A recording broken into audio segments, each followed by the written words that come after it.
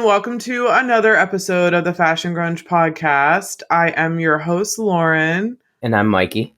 What's up? How are talking. I'm good. How are you? We're recording this on Election Day, but I mean, you won't hear Happy it on Election Day. Happy Election Day? Question mark?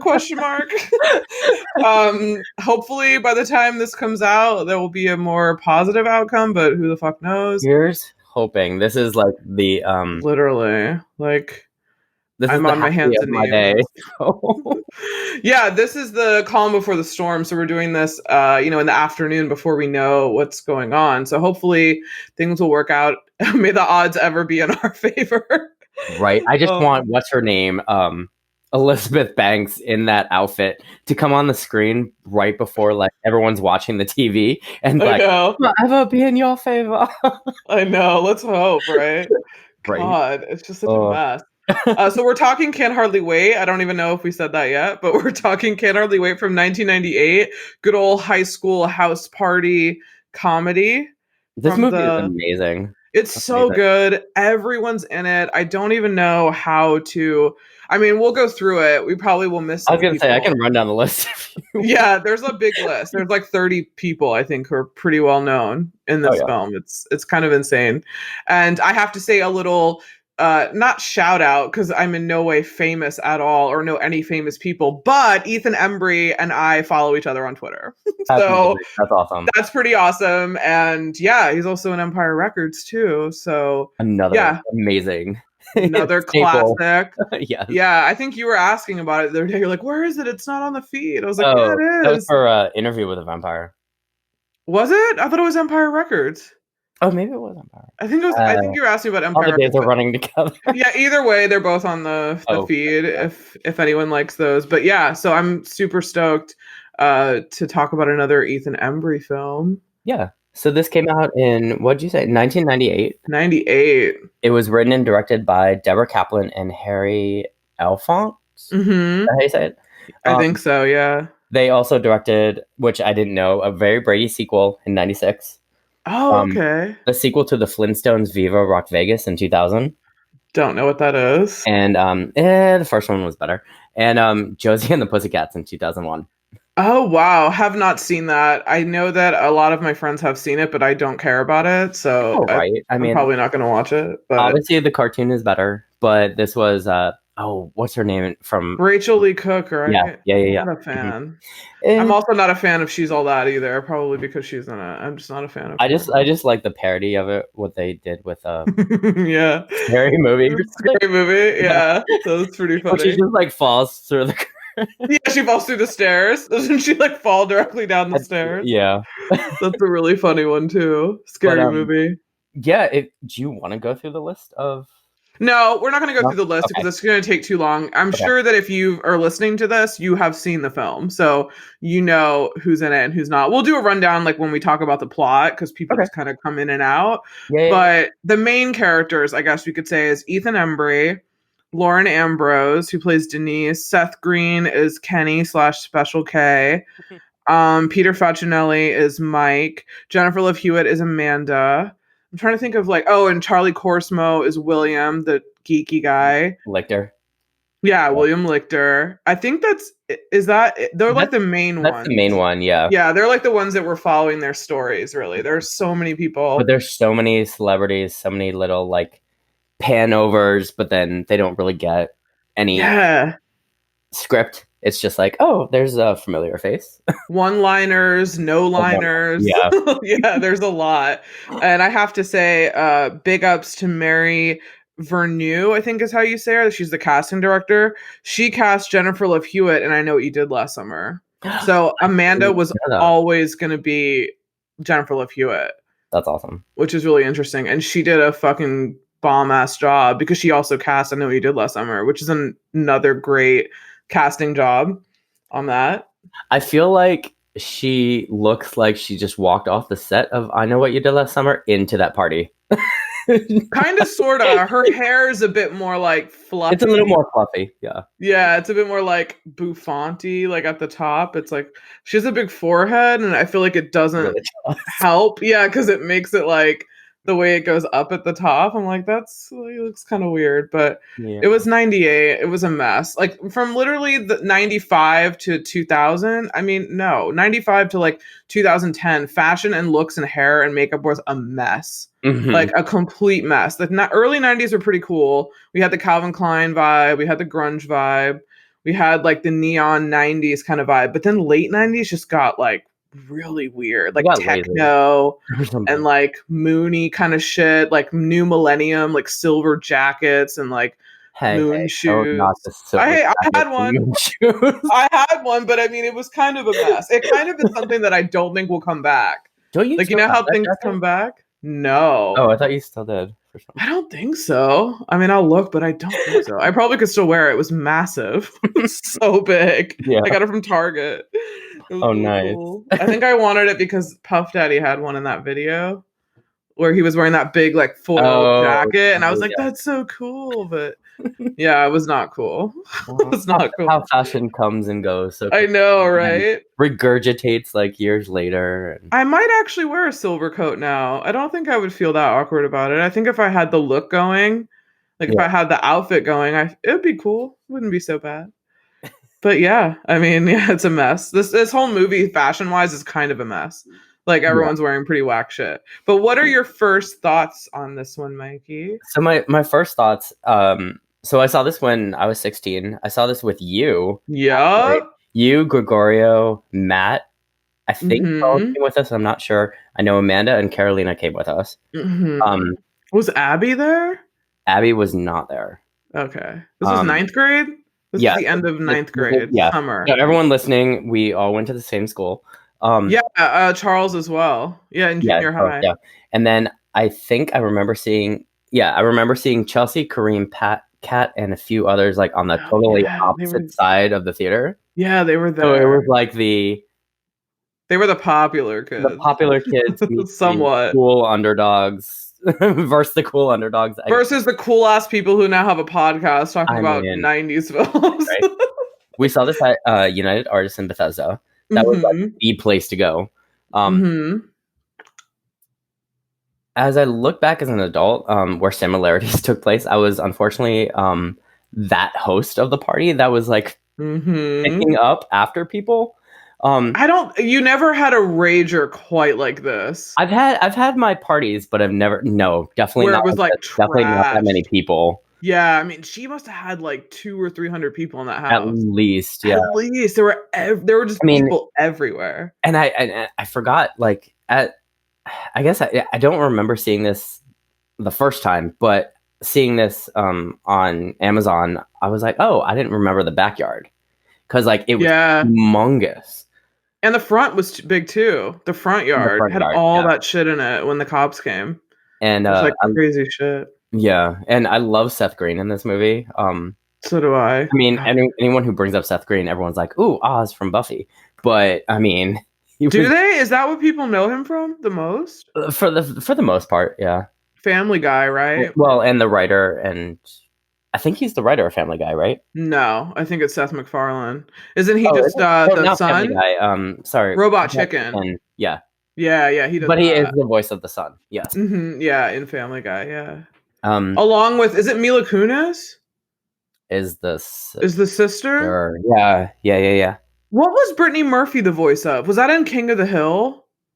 Yeah, she was the daughter. She was the daughter. Okay, I was gonna say I know it wasn't Family Guy. Oh, I love King of the Hill. Oh, so good. I know.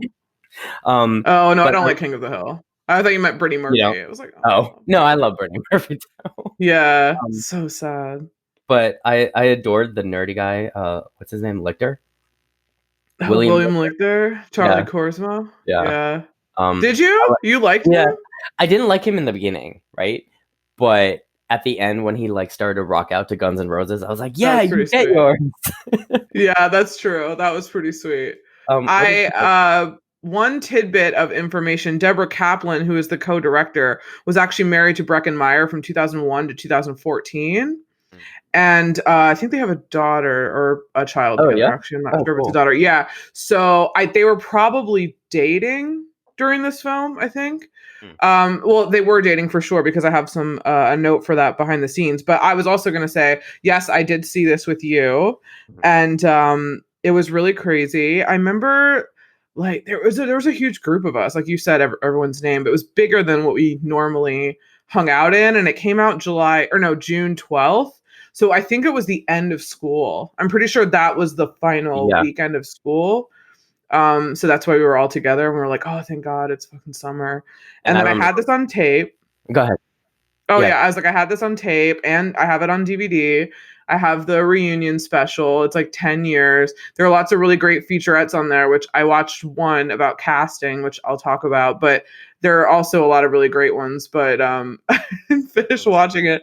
Yeah, when I have DVDs of the movies, I'm actually going to watch all the special features, so I can actually give. I mean, that's why they're there. I mean, it's. Yeah, it is. I don't go in for commentary. I'm not someone who watches films with commentary on top. I don't know why. I just don't like it. I don't like when people are like talking through the movie, but I guess I probably should because I've seen it a bunch of times. It's not like I'm going to miss anything. Well, no, I mean, some are boring and some are actually cool. Like I keep telling you, like Resident Evil, the first one. I've never seen any. Oh my God, you have to. Like, I know. Definitely the first one. Anyway, the first one is amazing, and Mila Jovovich and I can't remember. Who's the other one in that? She's in. Is it Michelle Rodriguez? Thank you. Isn't she in it? Yeah. So they do the commentary throughout the whole movie. Or that's kind of cool. You can click on the commentary, and they were just laughing throughout the whole thing. They're like high, eating junk food, and like macking on each other, and just like making fun of the whole thing. But so that's kind of really cool. That's kind of funny, yeah. But then you see some other movies. I can't pick one at the moment, but that are just like, why even have commentary? Yeah, or I think I've heard or I've started one where there were about 4 people. And it was just too hard to try to hear all these different voices talk about the same scene. I was like, okay, I'd rather watch a YouTube interview with all of you guys talking instead of you guys all talking over the film. But I wrote, I wish it was rated R. We were talking off air about how there were so many scenes that we're not sure. It says that they were cut, but we're not sure if they were actually filmed. Yeah. But it could have totally been rated R. But it's not. It's PG-13, which is, it's a real bummer. But I feel like back then, I guess they didn't want to take a chance because they wanted high school kids to see it. Yeah, and kids our age, you know. I mean, this was basically the American Pie test, I guess, if you want to say, because it kind of came out like a year or two later. Yeah, with an R rating, and it was like totally accepted, and you know. But for a big budget film, for not an indie, for like big. But the only thing about American Pie is I think most of those actors were not known. Like Jason Biggs, I'd never seen before.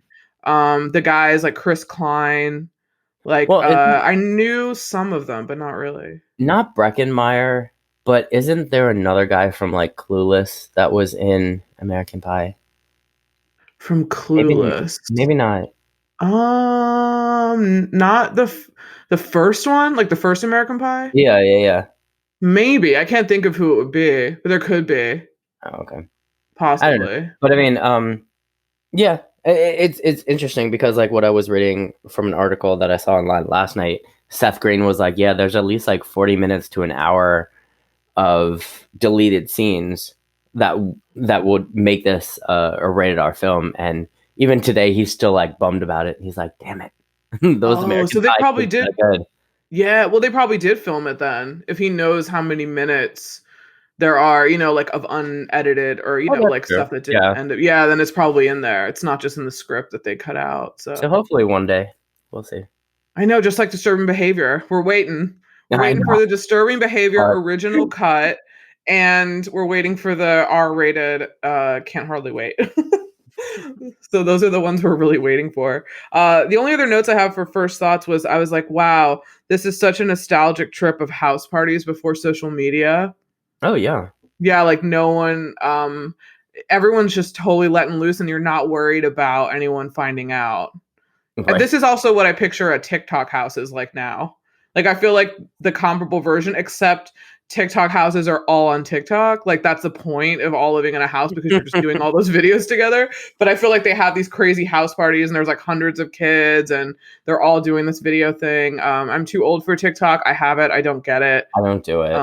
Yeah, don't at me. I'm not into it, but I just reserve the fashion grunge name. So who the fuck knows? Maybe in 2 years I'll be all over TikTok, but I don't think so. I really don't think so. That's funny.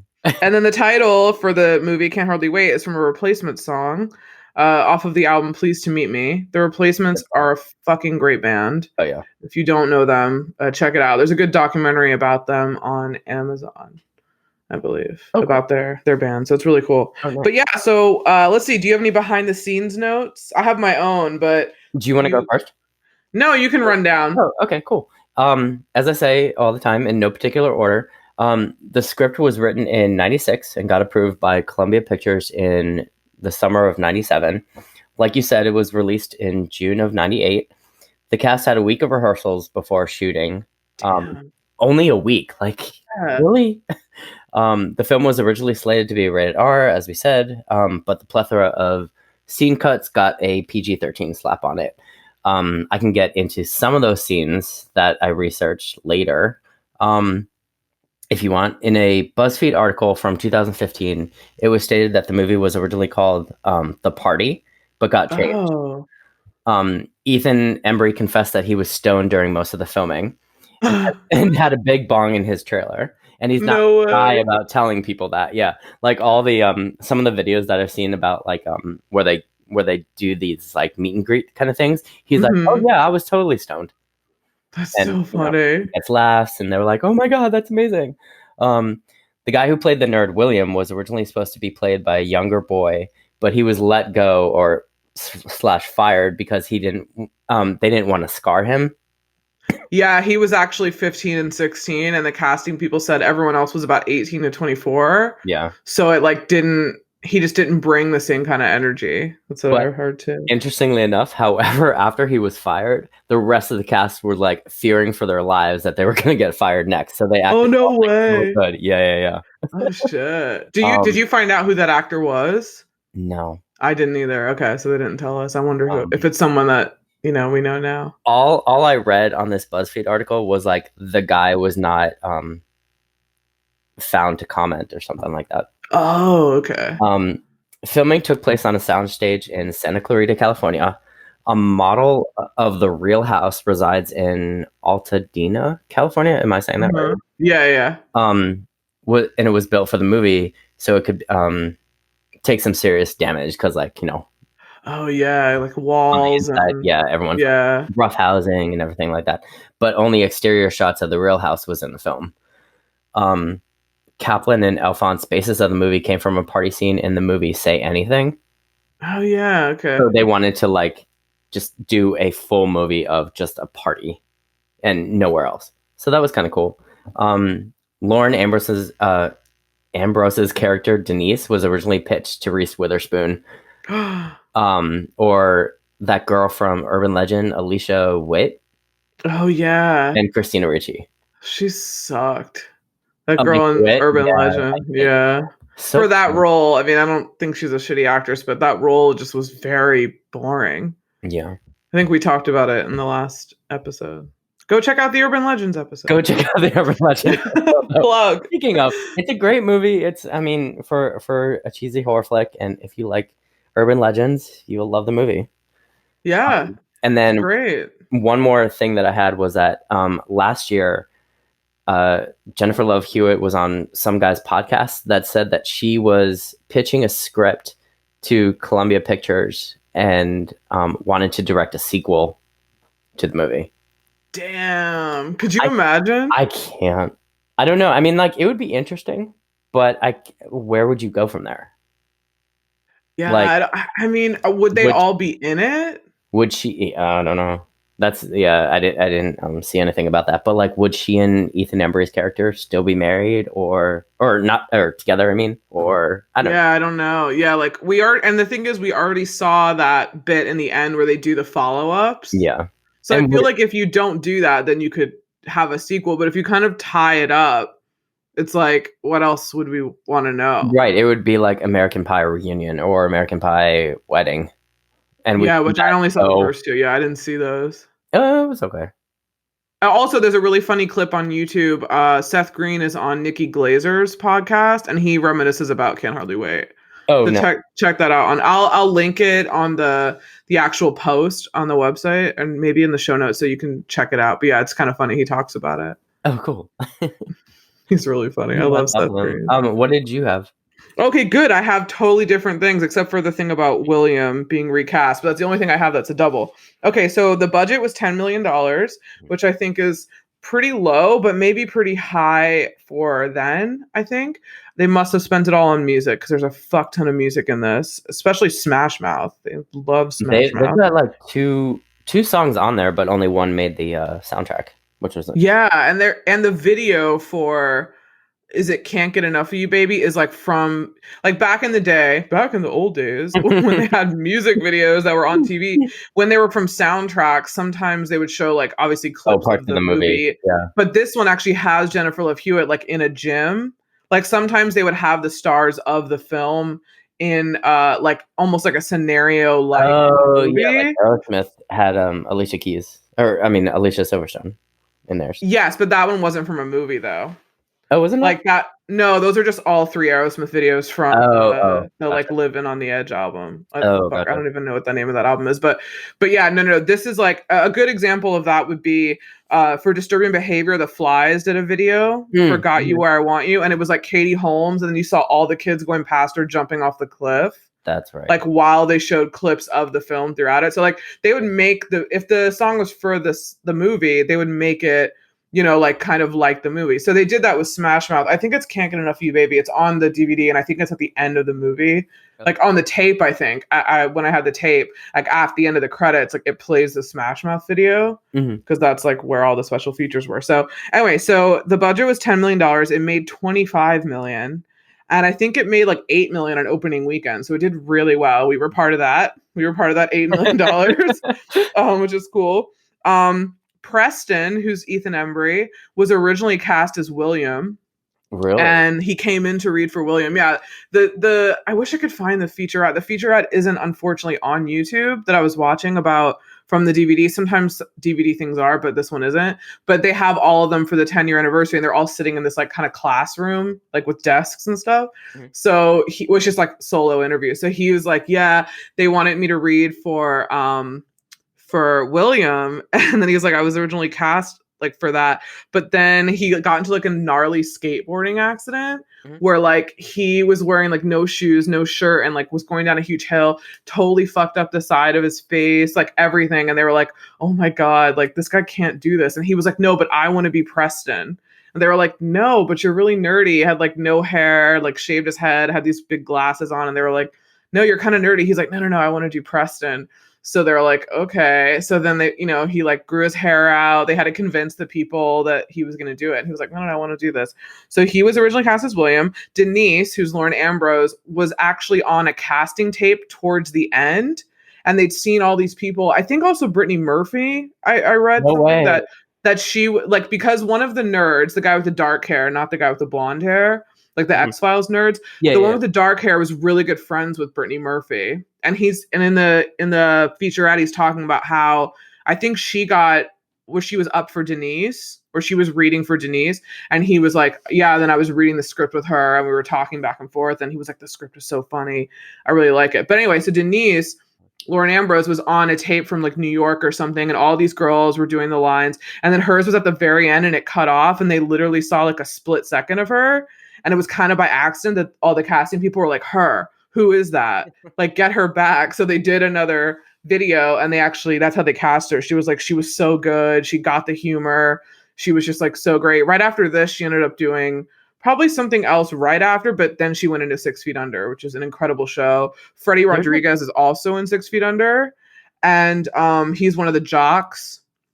Who has like the hat. Yeah, he's in there. And also, I mean, I wrote it down for my notes, but there's so many degrees of separation, like within just even the stories and the characters interacting. Because when she gets that brownie thrown on her, Yeah. And then the guy comes up and licks the chocolate stuff. Yeah, that's her boyfriend. Yeah. Yeah, that's her boyfriend for like the first 2 seasons, Eric Balfour. His name's Gabe in the show. So that's really funny that, yeah, he is. I saw him in LA. Oh yeah. When I was working. It was weird. And I was like, oh, this is so weird. That's the guy from 6 Feet Under and like every other random thing, like Buffy. Like he's in the first season or first episode of Buffy. Oh, that's right. Or the first 2. Yeah, because he turns. And I wish he was in it longer. I wish he was like one of Xander's friends in it. That would have been. But yeah, that would have been super cool. And then there's some other connections too. But yeah, I find that really funny. Kenny, who's Special K / Seth Green, was originally written for Breckin Meyer, because Breckin Meyer was obviously written because she was dating him and she wrote that script. And at the time, Breckin Meyer was shooting 54 with Miramax. Which is another great film we should review because I love that movie.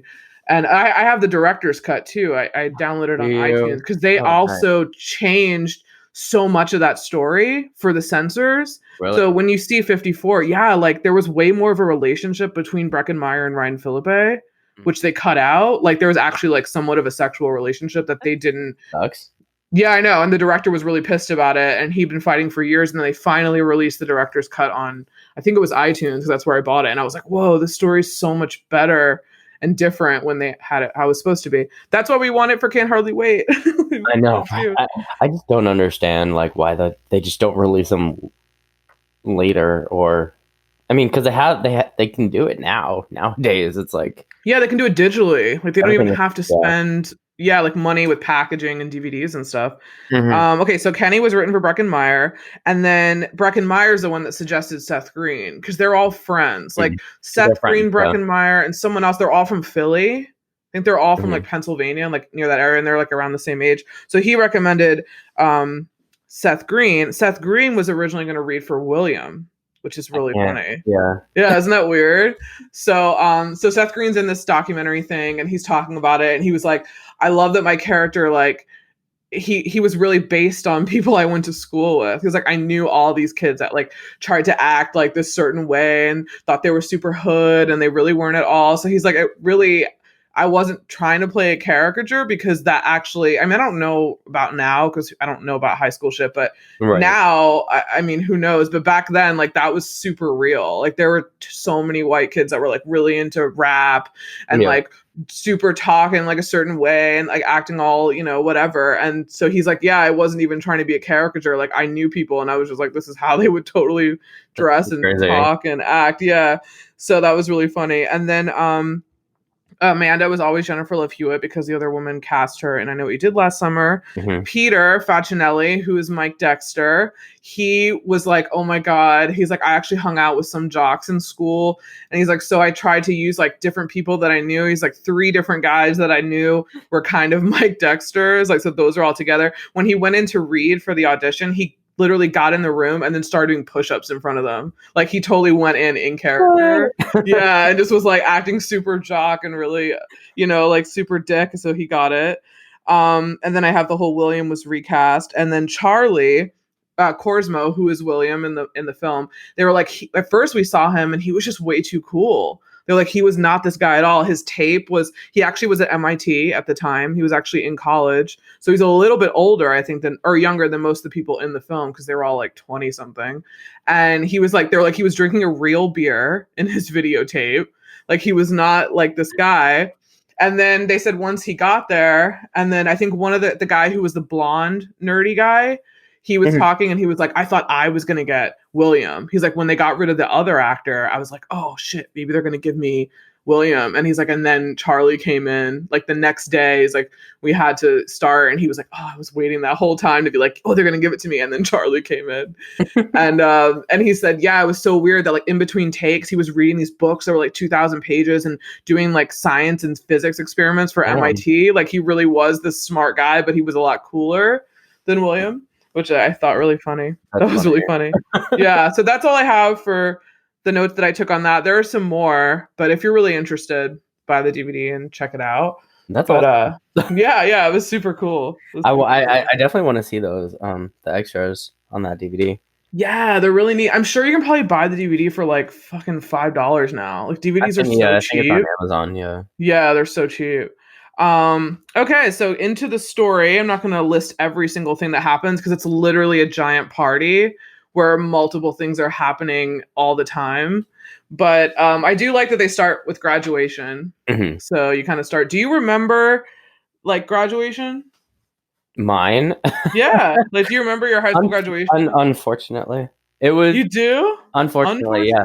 Yeah. So like I went to we went to a private school, but like when we went to school, we went up to ninth grade, right? Mm-hmm. So we all had to like diverge into like different schools. And I went to this small school called the Lab School of Washington, D.C. Mm-hmm. Can you hear me? Oh, yeah, I can hear you. Yeah. And I think my graduating class was literally 15 people. Oh shit! And you had 14, I think.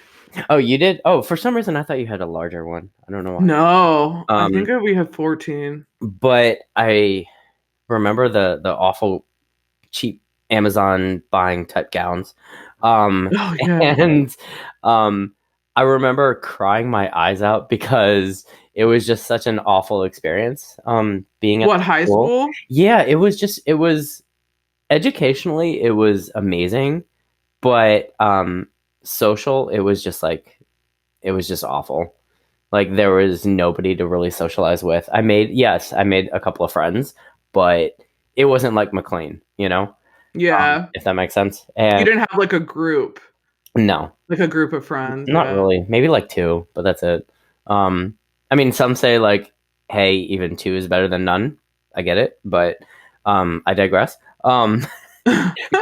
So the way that Lab School had their graduation, it was really stupid because graduation is supposed to be a celebratory day of those people graduating, right? But at the same time, that day, as soon as graduation ended, they had a graduation reunion for the previous graduates. Oh. So it took away from the present graduates, if that makes sense. Yeah. I didn't understand that, and I was just like, as soon as graduation ended, I go to my parents, I'm like, I want to go home now. Damn. Because I knew it was going to happen, obviously, right? So I was like, this is stupid. Let's get off the premise. Damn. I don't remember mine that much. I mean, I just remember, I think there's some photos and stuff, but yeah, I don't really remember. I mean, it wasn't like that intense. It was pretty chill. Like I went to an alternative high school.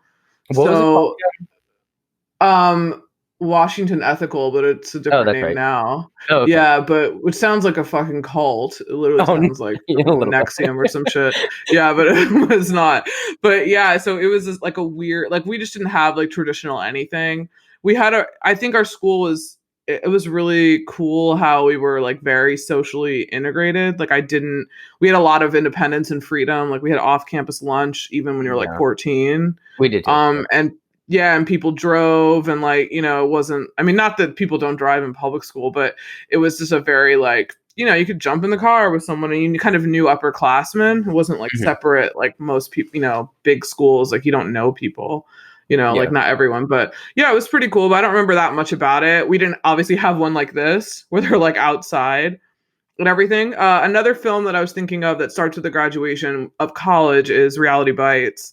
So I thought of that parallel because Winona Ryder's like giving that speech in the beginning about like, you know, graduating and like moving on. It's been forever since I've seen it. I mean, like I listened to the podcast, so good. But, yeah.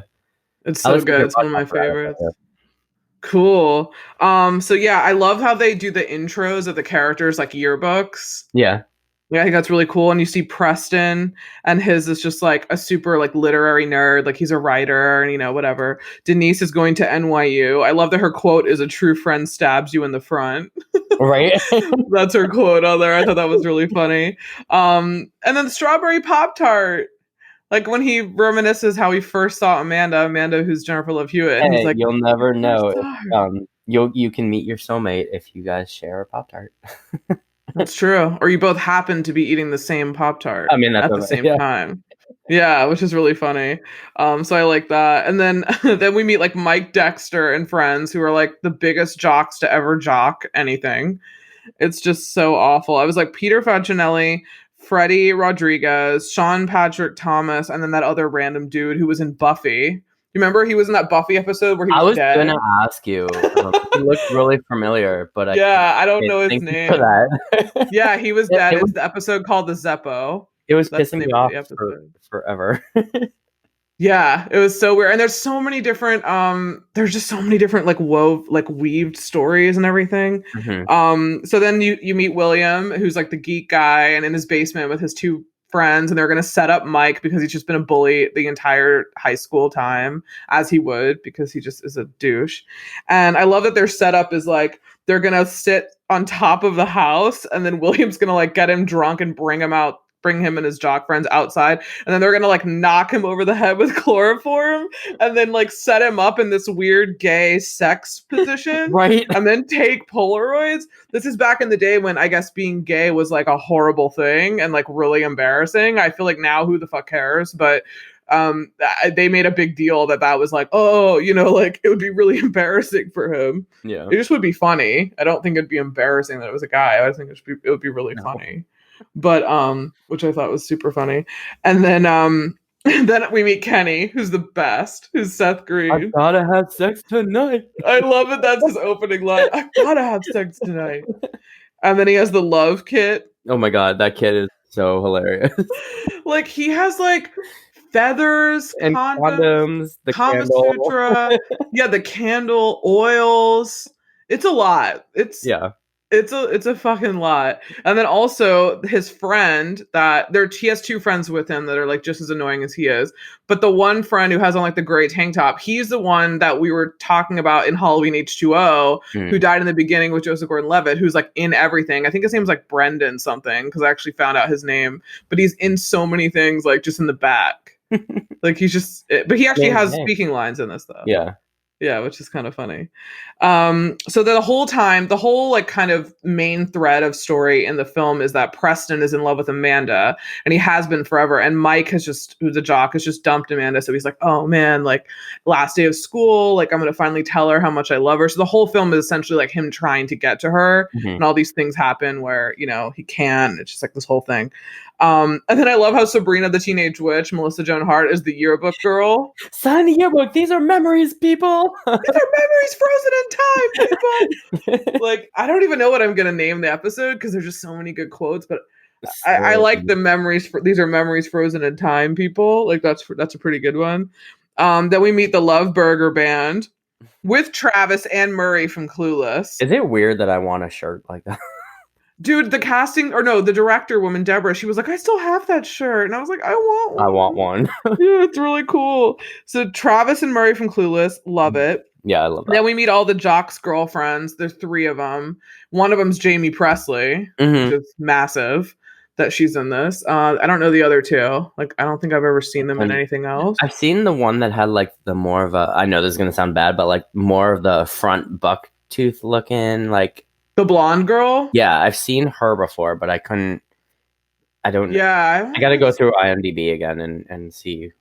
And see like all the random people. Yeah. And then I said, okay, the Smash Mouth soundtrack really ages this film. I mean, you just hear like, can't get enough of you. Did I ever tell you I saw them live at the 930 Club once? Oh no, you should have never said that out loud. Really? Come on, they're not that bad. They are. They played a fucking support. They played a rally for He Who Must Not Be Named. Oh no, a little while ago, and I was like, well, fuck Smash Mouth. Oh, like, okay. Well, I never knew that. So that's okay. This was back. Yeah, this was like 25 years ago or whatever the fuck. Was it good? I loved it for what it was. I mean, yeah. And they were also known for like doing a lot of songs on the Shrek soundtrack. Oh, okay. Yeah. I've never seen Shrek. No. Oh god. Never ever. Yeah, I mean I've heard it's really good, but no. Let's see. So yeah. I love when the girls are all trying to console Amanda and they're like, it's okay, don't worry. Like, even though he broke up with you, like he's no Brad Pitt. But you were totally Gwyneth. And I was like, right. Bigger boobs. Totally bigger boobs. But prettier. But he's no Brad. He doesn't, and then the girl's like, he's not even Brad Pitt in 12 Monkeys when he was all dirty and that weird eye. Oh my god, that's right. I was like, that's a good movie. He got nominated for an Oscar for that, which we'll have to cover. That's a really good fucking movie, though. Too. I think USA has like a TV series based on that movie. Yeah, they did. I haven't seen it, but I heard good things about it. I haven't seen it either. Yeah, I haven't seen 12 Monkeys in forever. I think it's on HBO or something. Yeah, I need to watch that one. So that was really funny, and they're like, Mike is an asshole. So they're all like hugging and screaming, which is really funny. And then I said, okay, so then I think it must be William who like goes over to the keg, and there's this guy like manning the keg with like his two other friends. Why was that guy just like filling up cups? No, like he wasn't drinking. He was just like that's the job, shouting it, dude. That's the no, it's not. He had a red shirt on, but that is not. No, that's not Mike. No way. No, it's not Mike. No, because that's the guy that just saw this movie. But no, that's not Mike. Because Mike, this guy has on like he has a different kind of like hair situation, but he's the guy that has the friend with the mesh tank top. Oh, right, purple mesh tank top guy, and there's another guy sitting with him. But yeah, I thought it was weird that he was like manning the keg. I mean, like he was just like filling up the cups, but he wasn't drinking any. I was like, why are you manning it? I have gone to parties where they do have like an attendee. Basically. I guess so. Yeah. I have every time I've been to a keg party, it's just been there. Like the hose is just there.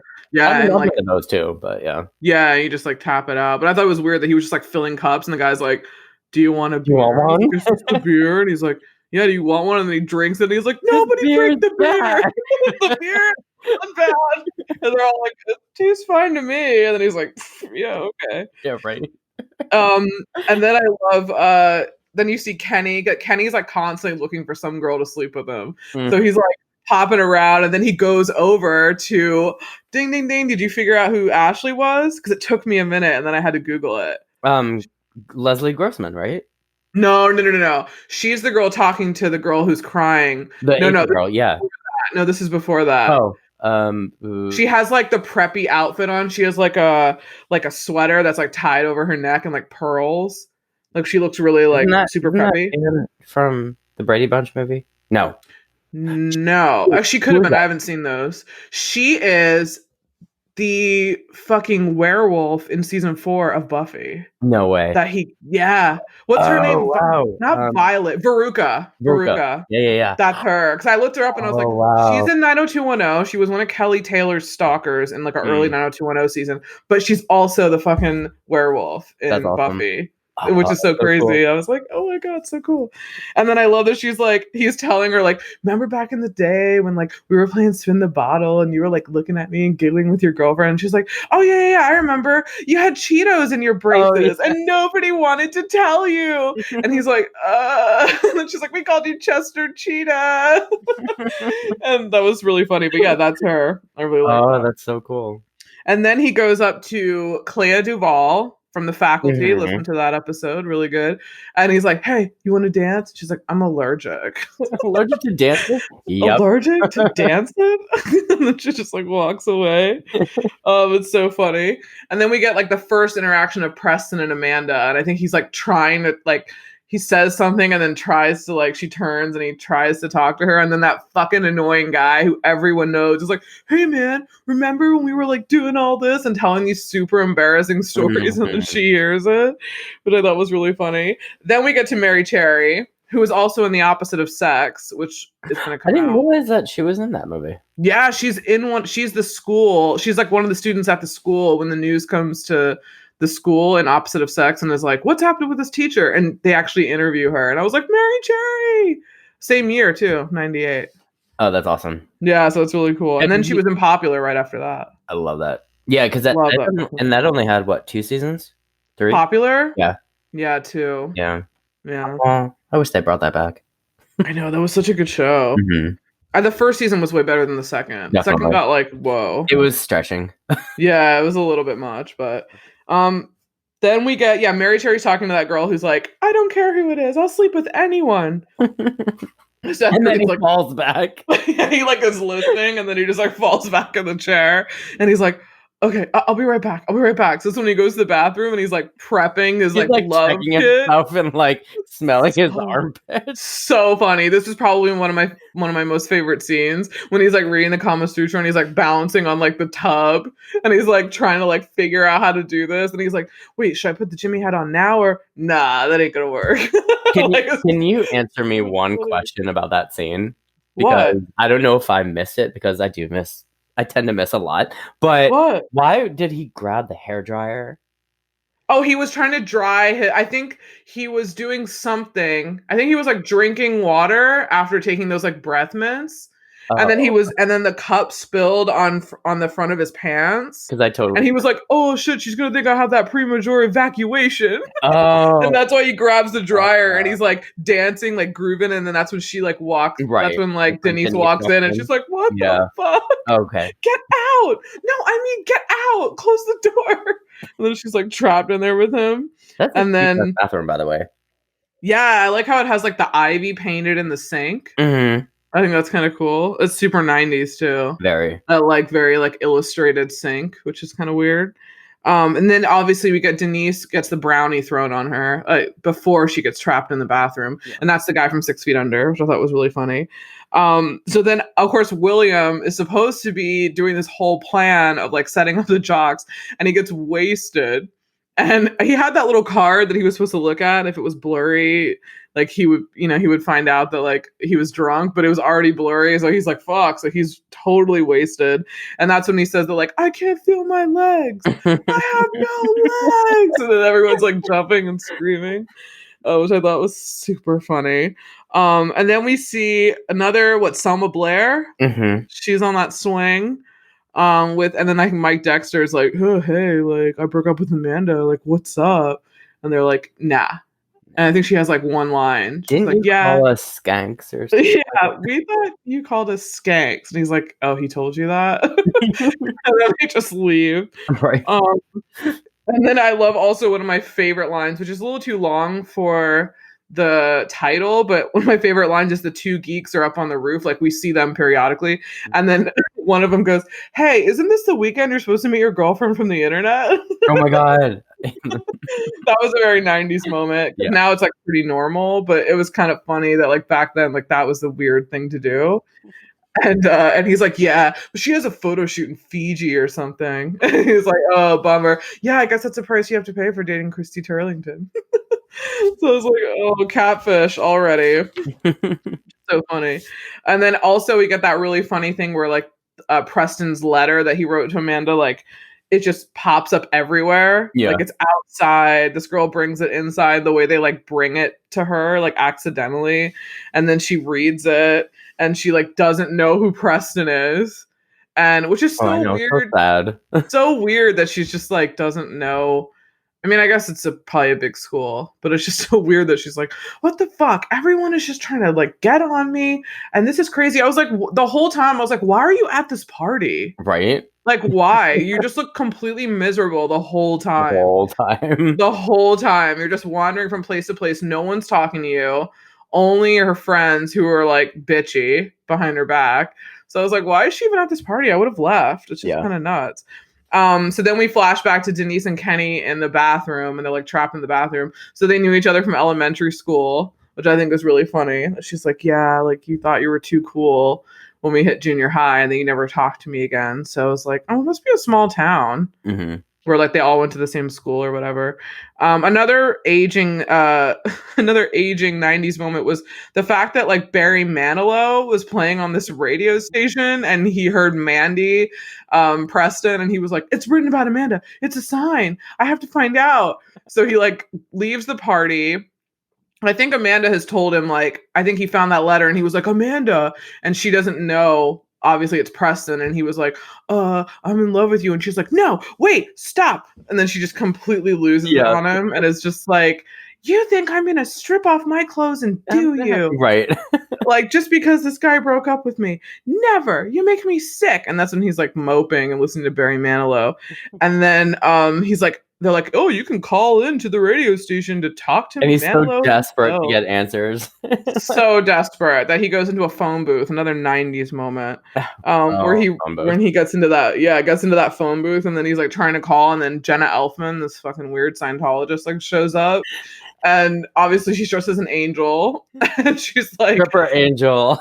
yeah, talking about Scott Baio, who's also a supporter of He Who Must Not Be Named. So No like, way. fuck that. Yeah, he's like the big star that he has, and who the fuck cares about Scott Baio? But yeah, that's really funny. I was like, where is she now? Jenna Elfman. Didn't she have that show with was she in the show with Ryan Reynolds or no? I don't think so. What was that pizza place show? Two guys, a girl. That's the one that he was in. Something else, right? Yeah, that's the one that what's his name? Reynolds was in. Oh, Dharma and Greg, that's right. Yeah. That's the show that she was in. Wow. Yeah, I guess she's still around, but that's kind of it. Yeah, that's so weird that she was in that. Yeah, so she's this angel, which is so rude that he was on the phone and she just like goes in the phone booth and just like hangs up. I was like, what? Like, why would you do that? That's so rude. Like, I thought that was super weird. Anyway, so she's like, all these people were like drunk all over me, all these guys, and my emergency is a little bit more important than yours. I was like, God, when the times of fighting over one goddamn payphone, like, yeah, because he was crazy. Like, there's other payphones. She's like, oh yeah, they're broken or something. They're broken. I need to use this, and he's like calling Barry Manilow, and she's like, what? And then she like hangs up on him, and then she says that like fate, because he thinks it's fate, like that's why he's gonna like talk to Amanda finally, and she's like, everyone says different things about fate throughout the film, and one of the ones that she says is like, fate can only take you so far, but once you get there, it's up to you to make it happen, which is pretty cool. And Denise says something a little bit later too about fate. Then we get the band who hasn't even played anything yet, Love Burger. Nope. They like fight and fight and fight. Fucking Murray from Clueless is like, I want to wear the hat. Oh, the cowboy hat, yeah. Yeah, the cowboy hat. And he's like, listen, Hootie. And he's like, Hootie? Another really 90s moment. Hootie and Blowfish. I saw them live too. Did you? Yeah. Were they any good? Yeah, they were really good. Yeah, I mean, they're not bad. The lead singer now is like a country star. That was actually, that was my first concert, I think. Hootie? Either Hootie, no. Spice Girls was my first one, and then Hootie and the Blowfish. Yeah. Oh, wow. Spice Girls is cool, though. Yeah. That was like pretty legit. This must have been pretty legit. And then I said, oh yeah, that's when Guns N' Roses happens, and like the band storms off the stage like in the house and like fights and yeah, because they're like technically like broken up. I think they'd like declared breaking up or something. Yeah, they're like, that's it, this is our first gig. And then they break up, and then that random dude who's also in Weird Stuff who comes up and plays the boombox. He's like, I'll be the DJ. And then he puts on Paradise City.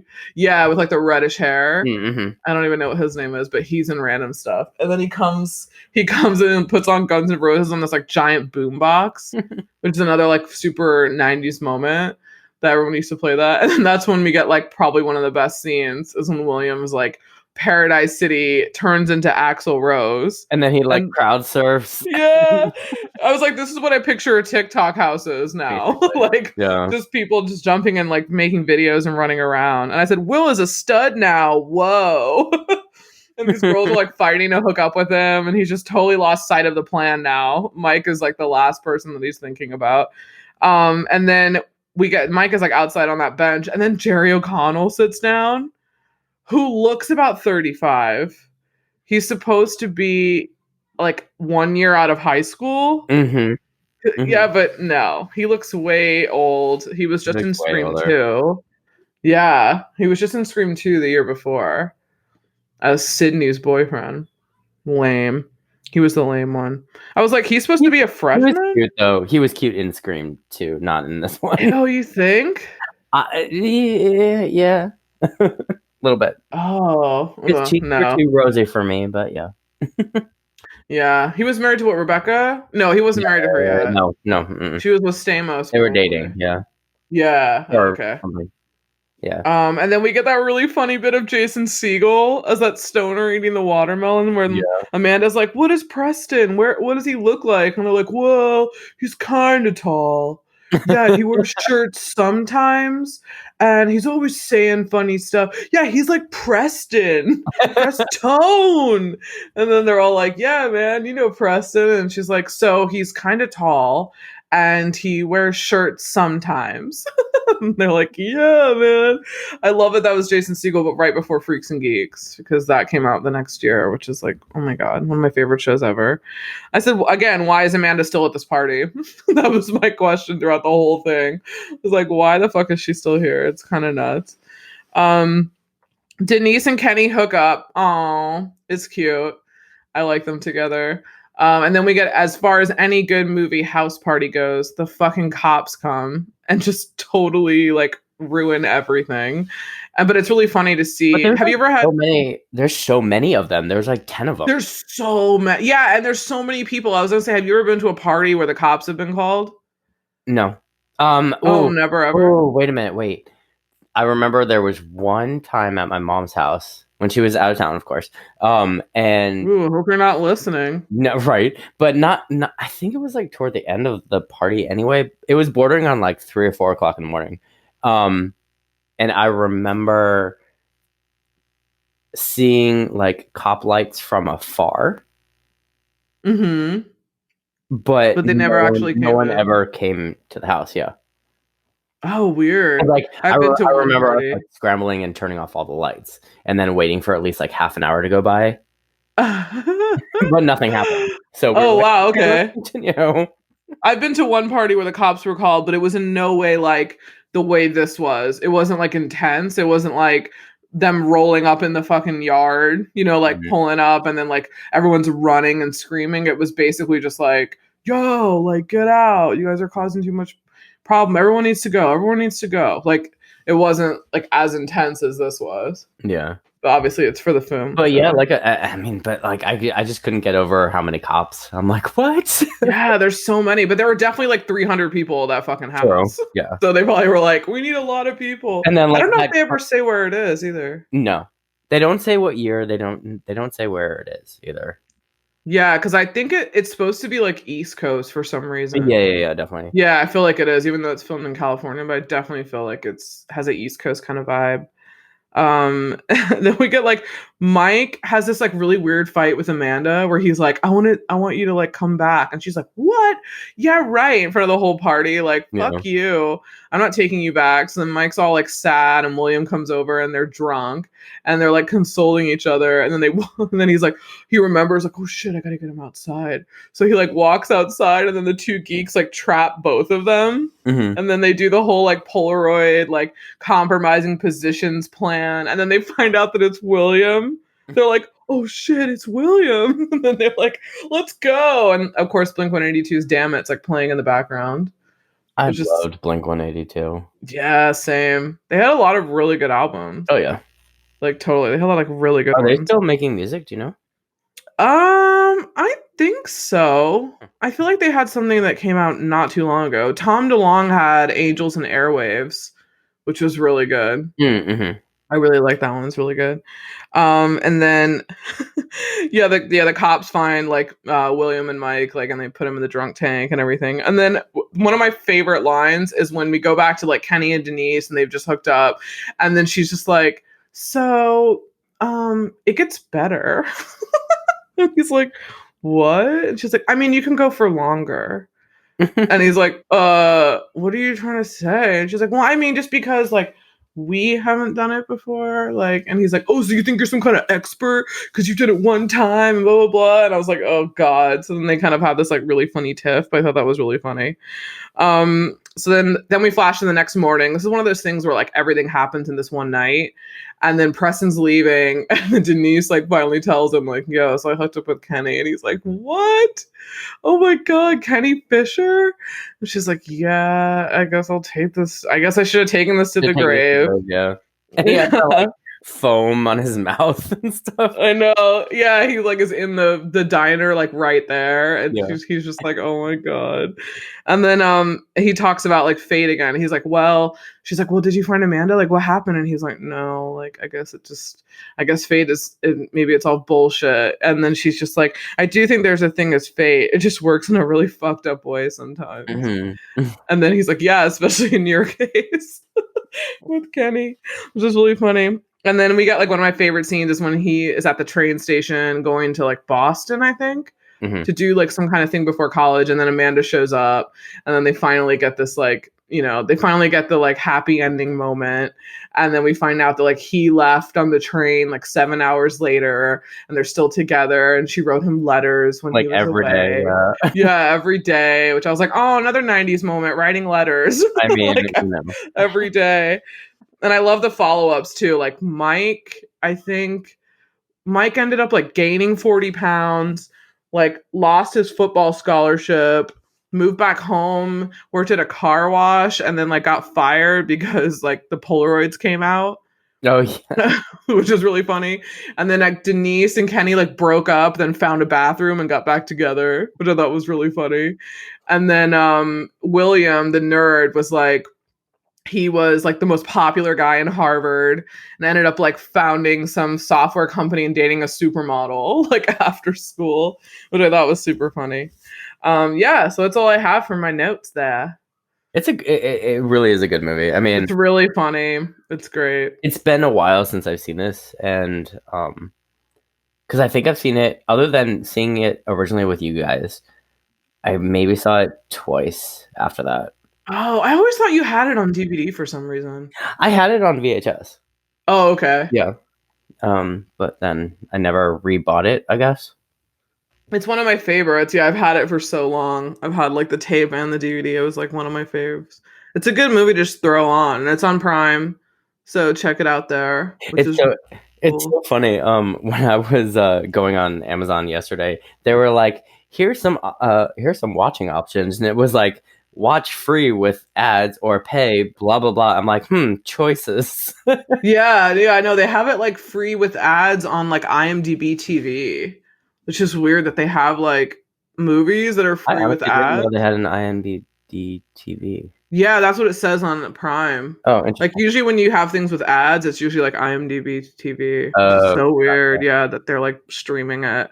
But yeah, it's pretty cool. It was on Netflix for the longest time. Yeah, so I think it just recently. We were gonna do this like 2 months ago. Mm-hmm.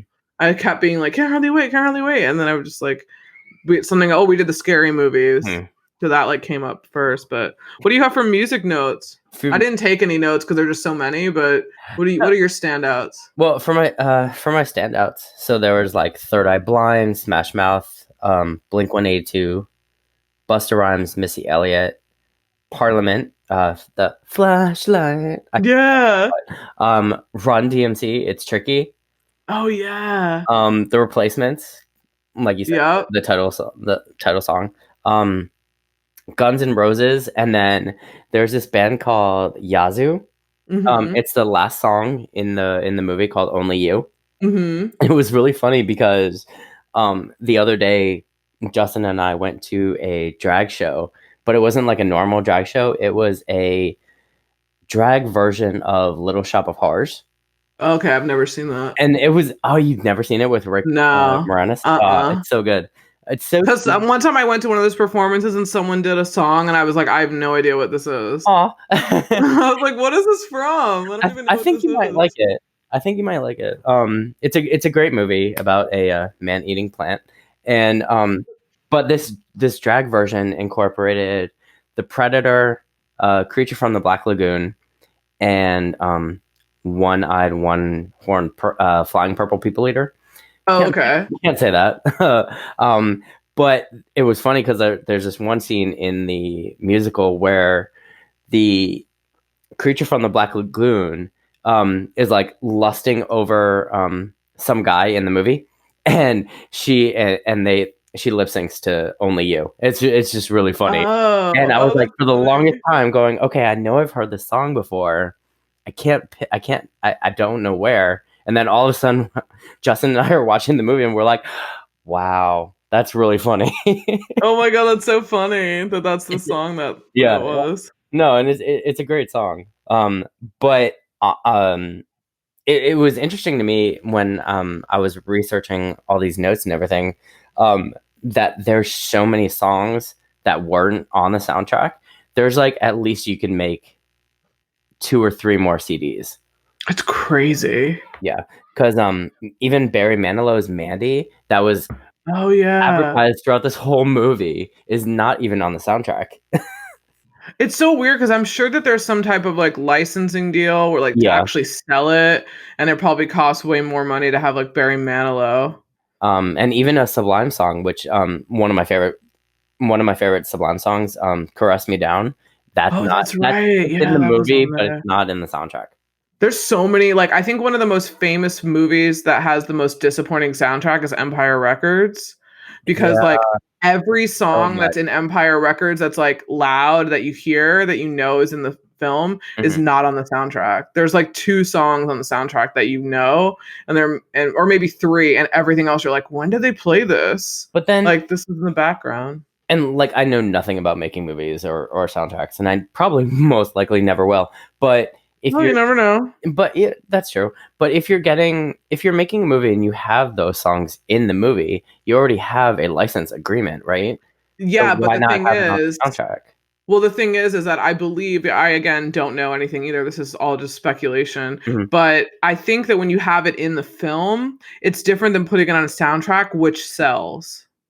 Because then if you put it on a soundtrack, the soundtrack is usually put out by a certain label, right? So let's say like Warner Brothers or whatever did the soundtrack for this. But let's say Barry Manilow is under Sony. Now Sony is going to want like, okay, well, we need a cut of that because we're letting you put it and sell it, not just put it, you pay to have it just in the film and like heard, that's fine. But if you're going to start selling it, they want to get profits. Gotcha. And I'm assuming that like maybe they couldn't come to an agreement. I don't know how music supervisor, like that job, I would love that job, but I don't think it's a big deal. Like I was going to think like the first show I remember really hearing or like seeing on TV that used music a lot was Dawson's Creek. Like I think that was the first, because I remember at the end of the season or the end of the episode, they'd be like, tonight's episode had music and they would show the album cover and they would play like the snippet of the song. Not every song, there were still some that weren't in there. But then after a while, like now, I mean, I'm trying to think of another teen show. Like I watch Riverdale, right? They don't have any music in Riverdale. Hardly. I mean, they might have one, but it's never like, I feel like soundtracks are just not a thing anymore. They used to really make the movies. They used to really like, like a song you heard really, like it just kind of helped a lot. But now I feel like soundtracks are just not, they're not the same. I mean, movies aren't the same either. No. So, like the Romeo and Juliet soundtrack, like they had some soundtracks that were just bigger than life. Like that soundtrack was massive. Oh yeah, so was and even Clueless one, Didn't they make like a volume 2 of Romeo and Juliet like a year later? Yeah, instrumental. Oh, well, no, with like actual some other like quotes and stuff from the movie. It was instrumental. It was all of the like opera type songs, like the song When They Die, like that song, and they had some quotes in the middle. But no, it wasn't. And they had some like instrumentals of like Young Hearts Run Free and like Kissing You and like all that stuff. But yeah, I feel like they don't do. I mean, now it's all on Spotify. Like they don't like. Now it used to be like CDs, and like the CD would come out before the movie, and like the singles would be on the radio, so you would know like, oh, this is from that movie, like, and you just buy it. Actually, it's really funny as Justin and I watch a TV show and there's music or something, I'll just put on my Shazam if I don't know it. Yeah. So I've got this like long list of stuff that I just want to like download. Yeah, put it on your Spotify. Or that, yeah. Or fucking Apple Music. I don't know. I read some bullshit about Spotify the other day, like how they're giving the artists even less money now. Really? Or something. So I was trying to ask Jules, since she's a musician, I was like, is there an alternate, like, should I be using Apple Music? Because I'll get rid of my Spotify and just pay for Apple. Like, who gives you more money? Yeah. So I need to ask her that, because I was like, Spotify already doesn't pay them. They pay them like, if you're like an independent artist, not talking about like Drake or whoever is like number one, but like if you're an independent artist, you get like some crazy thing like 1/5 of a cent per play. Like it's nuts. You have to have your stuff played over 1 million times to even get somewhat of a check. Yeah, it's crazy. That's insane.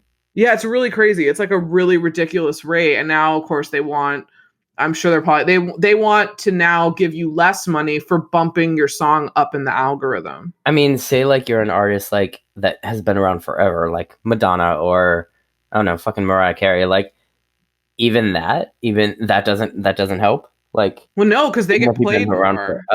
Well, they get I think the rate is the same, but I think as they get more exposure because people are searching for Madonna, people are searching for Mariah Carey. Like they're like top tier artists. If you're just like independent and you just have a small group of friends or fans, how do you expect to grow when they won't even push your music up and put it in playlists and like promote it somehow? But now they're trying to be like, oh, well, we'll move your song up in the algorithm if you take a lesser cut. I'm like, they're already making nothing. Like, how are independent bands supposed to even do that? Big bands don't even need to have their shit promoted because people are searching for them. So it doesn't really matter. It really sucks. So I'm going to look into that, and maybe Apple Music's better. I don't know who pays more, but that would be good to know. So yeah, I don't have any music notes. I just had like, yeah, pretty much what you had. Like, there's so many great songs in this movie. Oh yeah, I mean, so good. So many. So fashion. Do you have any notes for fashion? I only have a little bit, and like we were talking off air. I have Seth Green's stuff, which was like the goggles and the I Say UFO type jeans, but they're called Jinkos. Thank you. And like the oversized shirt. And the jacket. Like I want to say, like he was probably more a stable character for fashion. Yeah, totally. Just to write notes on. I did say Jennifer Love Hewitt's outfit with like the spaghetti noodle top and like the spaghetti noodle. I don't know. Spaghetti strap. Oh, that's so funny. God damn it. And like pencil skirt looking thing. That was the blues. Yeah, it was like blue. It was like, that was really fashionable back then. And then I mentioned that one guy with the tank top under the blue mesh shirt. I've never seen that. You said it was like a fashion statement. It was a thing. Not every guy, but yeah, I'd seen it before. But that's pretty much all I had. It was definitely very 90s. Super like late 90s, like crazy. Like just shit that we probably wouldn't wear today, I think. I mean, who knows? I have, let's see, the only note that I have that's different than yours was Preston, Ethan Embry, has that super cool, at the end, he has that super cool like red jacket that looks like it's possibly suede, but I'm not sure. That one's super cool. I like that one a lot. And yeah, Kenny has the Jinkos, which are like those pants are so crazy, but they're like, I don't know, they're kind of sort of coming back, I think. I'm not sure. Yeah, that's kind of all I had for fashion, I guess. Those were just like the really weird notes. Hey. Oh, that was weird. Okay, sorry, technical difficulty. No, it's okay. I saw the little green button, but then I didn't see yours, and I was like, "Oh fuck!" Oh no, sorry. Like no, it's okay. I can just edit it together. I call her Clarissa, but it's Melissa Joan Hart. Oh yeah, little like pink like outfit. Baby Spice. Baby Spice. She looked like Baby Spice. She totally looked like Baby Spice. She I call her Sabrina. I forgot about Clarissa. Yeah, I call her Sabrina, like Sabrina the Teenage Actually, surprising. Clarissa is supposed to be coming back soon. Really? Like with another younger actress? No, with Melissa Joan Hart. Oh, is Ferguson gonna be in it? That wasn't that her sister or brother? Brother, yeah. That I don't know. I just read somewhere on the internet that she was, because she has that production company, what's called like Heart something. Oh yeah, Heart something Productions. Productions, yeah, that she was interested in bringing it back, and they're working on it right now. Oh wow. And the same with like Punky Brewster. What's her name? Soleil Moonfry. Oh, Soleil Moonfry. Yeah. Oh, the L. Is that her real name? Yeah, that's her real name. That's like her actual name? Uh-huh. Wow. But she's bringing Punky Brewster back. That was actually supposed to be released like 2 years ago, I think. Oh, wow. So I think it's still in production. Oh, okay. But I do have a couple of, if it's okay with you, to tell you about some of the cutscenes. Oh yeah. What are some of the cutscenes? So because my favorite scenes I kind of already talked about. Yeah. So I want to know about the cutscenes. So some of the cutscenes, Seth Green said there's like about 40 minutes to an hour of cutscenes. That's crazy. Yeah, right. But some of the ones that I wanted to talk about was the actress Amber Benson, who's that's right. Yeah, she was in it. Also in Buffy, as Willow's girlfriend. She there's this one scene where she's on ecstasy, and Seth Green's character is like trying to hit on her, but you can see her in the movie. She's like completely staring at a banana, but it's very quick. Yeah, I saw that. Right before they cut to like the beer scene. So that was one scene that was cut. And then Eric Balfour's character is making pot brownies in the kitchen, trying to figure out how to make them. His girlfriend says, "Oh, you got to make the butter first," but then he just like puts the weed into the brownies. So that was interesting to me. And then Jason Segel's character, Watermelon Guy, takes out a frozen watermelon with vodka in it. People come like rushing. They want to do it. They want to try it. And then all of a sudden it drops on the floor and like shatters everywhere. Oh, damn. And then wait, so is that why when he makes the brownies, the girl's like, "Dude, these brownies suck"? Yeah. Because I was like, why do they suck? Like, right? That it wasn't clear. Because he didn't make the butter. Yeah. And then you know how like there's that scene where everyone's like opening the fridge, but like nothing's shown. But like, oh yeah, they're like, "Ew, that's the most disgusting thing I've ever seen." So there was a dildo in there. Oh, is that what it was? Yeah, but it's not explained. So you're just like, as an audience member, you're just like, what the fuck are they laughing at? Yeah, totally. I remember that. But yeah, I mean, that's just some of the scenes. But if they added all those, then it would have been a rated R, and you know. Yeah, that sucks. I mean, granted, now, thank God, we're kind of in this like different like ratings are a little bit weird because now we have like fucking Netflix and stuff.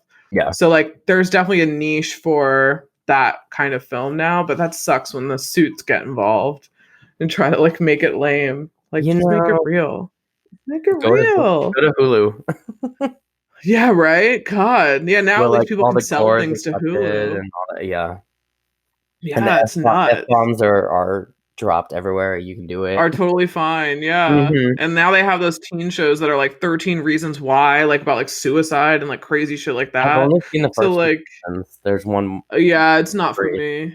It's not really my vibe. But I mean, they just have like no censors on like younger shows now. You know, but granted, this is like 22 years ago, so this is quite a while that things have evolved. But yeah, what are your favorite scenes? I don't really need to say mine. I mean, I can. They're just kind of the same. But yeah, I don't know. My favorite scenes are like I said earlier, with Lictor's character going off on singing to Guns N' Roses. I think that's pretty good.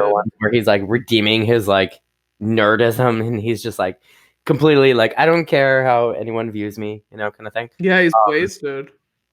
And I mean, and I like the bathroom scene with Denise and Special K. Yeah, it's so funny. Yeah. I think I like Special K's intro the most when he's in the convenience store. Like, yeah, like that's so funny. I like that. Why you gotta waste my flavor? Damn. I mean, just his isms are hilarious, and I couldn't see anybody else do them. No, and in the featurette that I was watching, like I think Murray is sitting with him, like Donald Faison. I call him Murray from Clueless, but I think he's just the drummer of the band. Yeah. And he's like, "Dude, you stole the show." He's like, I mean, like really I think you, he's like, I think you know that like you stole the show. And he was like, well, I wasn't even trying to either. Like, I was literally just making fun. And then one other guy who was the reminiscing guy, the guy who like tells all those embarrassing stories, he was talking about it. And he was like, yeah, man, he's like, back in the day, like this was before Eminem. Like there were just no, like, that was just like a thing people did, but there wasn't like any representation in real life.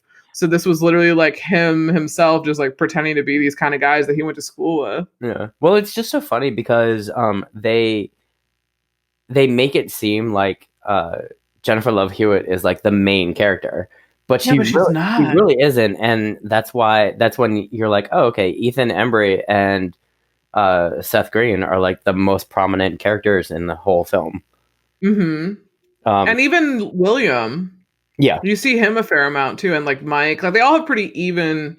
They're probably like it's such an ensemble cast. I mean, it's massive. There's just so many people in the movie. Yeah. Which is just so funny. I love it. What's your favorite like 90s moment? Okay, I have the lack of cell phones. Yeah. I like the phone booth and calling a cab from a phone booth.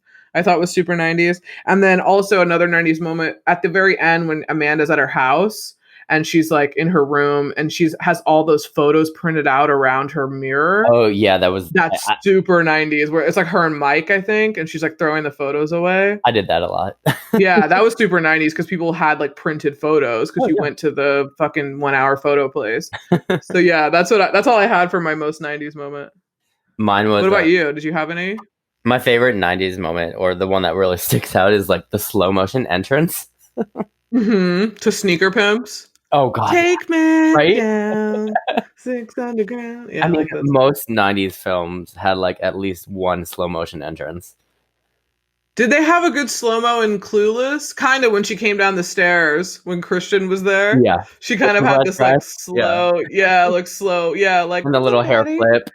Yeah. Oh, so good. I love Clueless. Oh, it's one of my favorites.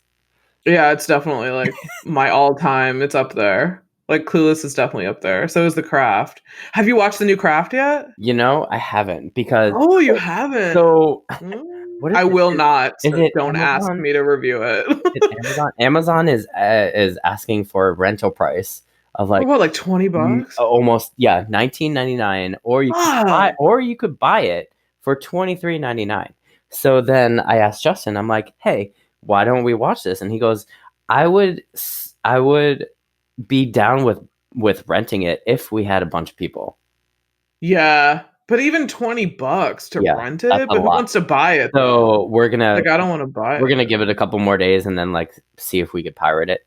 Oh yes, see if we can find it streaming. Oh, don't do that, kids. It's illegal.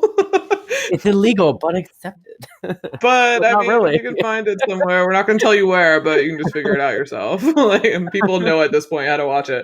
But yeah, I will not review it. One of my buddies, Jacob, keeps writing all these Instagram comments under some of the posts on the new one and some of the other ones. He'll be like, "Is this the Craft remake?" I'm like, "Shut up!" Like he'll just literally be like, "Craft remake," and I'm like, "Shut up, Jacob." It's blasphemous. So like it is. I mean, some reboots, and I keep saying this, but like some reboots are okay. Some what do they call them? Instead of a reboot, it's called like a re-image or something, which is basically the same thing, in my opinion. Yeah, it's like the same thing. Some are okay, but especially something like that, you just can't do it. No, it's a classic. Yeah, and it's been rumored for, God, like 5 years now, something like that. Yeah, like a long time. And then to all of a sudden like go, oh, we're releasing it. I mean, you know that was a rush job. It has to be. Like, why didn't they have them as like their kids or something? Which happens in a lot of continued stories, so like that's accepted. Yeah, I have no idea. And then especially for neither of them to want to participate in it, that really says something. Who, Robin Tooney and Fairuza? Yeah, like are they the two? I don't know if they were asked or not, but like, what was it? Are any of them in it? Like any of the four? Not to my knowledge. No, right. But like when they were coming up with the reboot for Charmed, right? They originally asked. It's horrible. Is that still on? Yeah, I mean the first season's okay, but still, it's not like the original, right? The original Charmed. So originally they asked Holly Marie Combs and the others. They were like, "Do you want to be a part of it?" Originally, I think Holly said yes. The other two were like, "Fuck this." Wait, this is Rose McGowan? Rose McGowan. They asked Rose McGowan, okay. Alyssa Milano, right? Mm-hmm. And they were like, "Fuck that." So Holly was going to appear before the first season aired, and then she pulled it, and she was like, "No." Oh, maybe they read the script and they were like, "No." But what's her name? You just said her name. Nev Campbell, Fairuza Balk, Rachel True. No. Rose McGowan. Rose McGowan. Sorry. Rose McGowan. I'm old. Rose McGowan still to this day makes little like YouTube videos and other TikTok videos or something, like blaspheming the new Charmed. She's like, this is so dumb. This is awful. Oh God. I don't know. Was she in it till the very end? Or did she leave early? Yeah. I think she was in it to the end. Yeah, I know that, like, not Nev Campbell, what's her name? Shannon Doherty. She replaced Shannon Doherty, right? Yeah, because she was a different sister. Yeah, they killed... Yeah, she wasn't like the same. They killed Shannon Doherty off, Shannon Doherty's character off, because according to multiple sources, Shannon was being a bitch. So they... Yeah, and it's Aaron Spelling again, which is crazy because she already worked... Yeah, she already worked with him in 90210, and it was like the same rumor. Yeah, that she was like really difficult, and then she does again another Spelling production because he did that one too, and I was like, that's weird that she worked with him again, but maybe I was watching I was watching a YouTube interview yesterday where Sarah Michelle Gellar interviews Shannon Doherty, and they're like best friends in real life. Oh, cool. And Shannon has stage 4 cancer. I know. It's really sad. Oh, so sad. And also, I know that Sarah Michelle Gellar is really good friends with Selma Blair. Yep. Mm-hmm. And Selma Blair, I think, has like multiple sclerosis or something. Oh, I heard about that. Yeah, like it's really sad. It's insane. Yeah. That's cool that they're all friends, though. Yeah. Buffy just seems so cool. I love that interview where like her kids are now watching Buffy. Oh yeah. And they're like, Mom's cool. I was like, yeah, Mom is awesome. Like Buffy's so cool. It's so great. It was funny. Actually, Shannon was like, do they watch Charmed yet? And she's like, no, we're still on Buffy, but right after Buffy, I'm going to introduce her to Charmed, like the original. She's like, oh, that's cool. Oh, that's cool. Awesome. Well, do you have any other notes, final thoughts of this trip down nostalgia high school house party lane? So my final thought, and I was just jotting down notes because I wanted one final thought, but to be funny, but I said, don't forget to sign your yearbook. Don't dump your significant other just in case you don't go to college. Yeah. Or just because you're going to college, don't dump your other. Don't dump them for no reason. I know we're in a weird ass state of confusion, but party it up when you can. Yeah, that's true. Party it up when you can. My final thought would be how I miss the times of pre-social media house parties. I'm glad that we had the chance to know what that's like and know what this kind of like unexplored adolescence is that's not necessarily documented. Like there's an upside and a bad and a good side, or downside and an upside, but I think it's cool that you have those moments that you remember that like aren't on fucking social media, you know, like, and just, you know, people wouldn't find out about it. Like, it's just kind of crazy. So memories.